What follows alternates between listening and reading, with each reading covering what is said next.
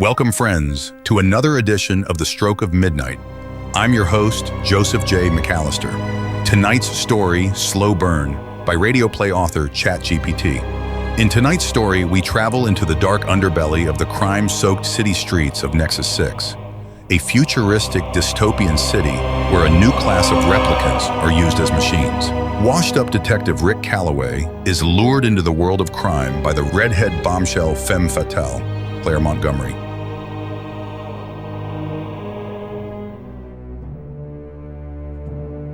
A dimly lit room filled with cigarette smoke and shadows. A neon sign flickers outside, casting an eerie glow. The detective, Rick Calloway, 50s, weary, unshaven, sits at his desk, nursing a half-empty glass of whiskey. His hands tremble slightly as he pours another drink. The room is cluttered with old photographs, dusty books, and relics from another time. A vintage fan hums in the background. A soft knock echoes from the door. Rick glances up, grumbling to himself. He hasn't had a proper case in years, mostly lost dogs and petty thefts. Here we go again. But something about the knock feels different. "Come in," he says. The door creaks open, revealing Claire Montgomery, 30s, redhead, alluring, a woman draped in a sophisticated coat. Her eyes are sharp, calculating, but her lips curl into a soft, almost coy smile as she steps inside. Her presence commands the room. Detective Calloway? I need your help. She walks towards him with a slow, deliberate grace, her high heels tapping against the worn-out floor. Rick watches her, trying to mask his nerves, but her allure is undeniable. Haven't done this kind of work in a while. Mostly dogs, you know? I'm not here about a dog, Detective. I'm here because my husband is dead. Rick's brow furrows. He shifts in his chair, sitting up straighter, the tremble in his hand momentarily forgotten. Go on. They say he jumped, but he didn't. He was murdered, and I know who did it. A replicant. The word hits like a shot. Replicants. He hadn't dealt with one in years, not since he walked away from blade running. The tremble returns to his hand. He puts down the glass. There's more. My husband. He was involved in a deal, something dangerous. A new drug. They call it slow burn. Never heard of it. It slows time, makes minutes feel like hours. But it destroys your mind, turns your brain to ash once you're hooked. No cure. They dosed him, Detective. Dosed him, and threw him off the roof. And now, they're after me. Rick stands, moving to the window. The city outside is dark, chaotic, endless neon lights stretching into the distance. He looks down at his shaking hands, knowing he shouldn't take the case. He's not fit for this kind of work anymore. But Claire's eyes burn into him, luring him in like a moth to a flame. I can pay, Calloway. My family has money. All I need is you. She steps close, brushing a hand against his arm. Her touch is like fire, and despite himself, he's hooked. But there's something darker here. He knows it, feels it. All right, Mrs. Montgomery. I'll look into it, but I don't promise anything.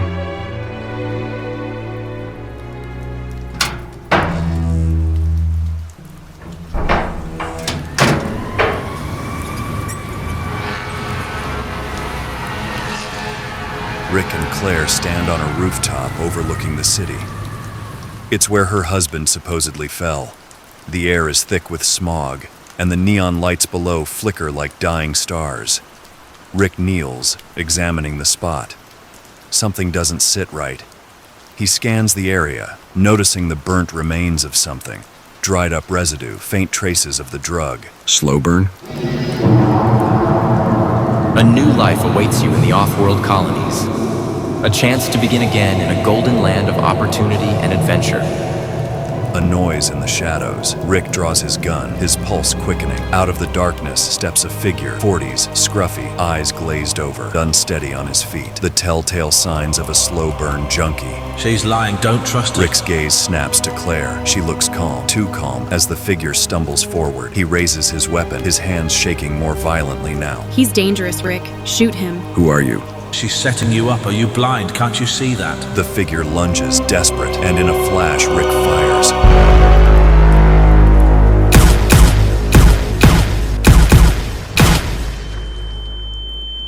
The man collapses, his body jerking in a grotesque dance before going still. The silence is deafening. A new life awaits you in the off-world colonies. A chance to begin again in a golden land of opportunity and adventure. You did what you had to. Rick's heart pounds. He stares at the lifeless body on the ground, his breath ragged. Slowly, he lowers his gun, his hands shaking uncontrollably now, blood seeping from the lifeless man. He wasn't a replicant. Claire straightens up, her cool demeanor unshaken. He was dangerous and wanted to kill me. That's all that matters, isn't it? Rick's world spins. He's never killed a human before. The weight of it presses down on him like a vice.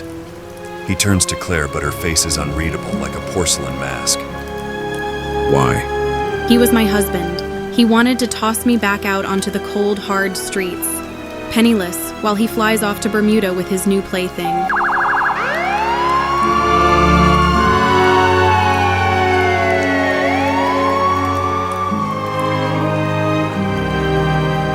She steps closer, her hands sliding around his neck, pulling him in. Despite the guilt gnawing at him, Rick lets himself be drawn into her embrace. She kisses him deeply, her lips promising a future that he knows is just as dark as the one he's trying to escape. You weren't going to let that happen to me, were you?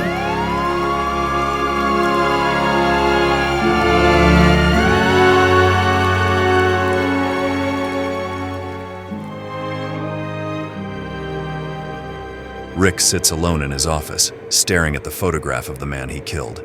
The neon sign outside flickers weakly.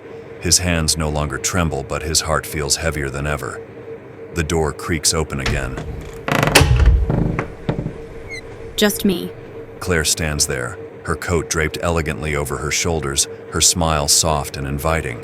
I came to pay you for the job. Rick, looking out the window, nursing the last sip of whiskey, form a glass of ice. But at what cost? Rick hears the sound of a revolver cocking.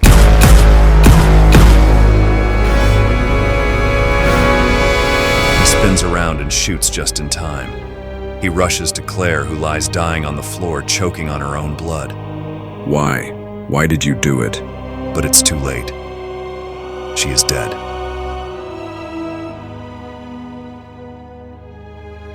Rick looks at the cold blood on his hands. It's white. She had no emotions, or very little, just a cold-hearted machine, a pleasure model, programmed to do anything to survive. Part of him died with her that night on the floor. He had lost everything.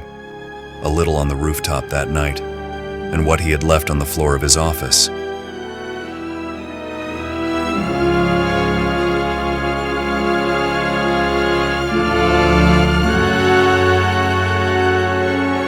This has been The Stroke of Midnight, a radio play created by Joseph J. McAllister and the Midnight Players.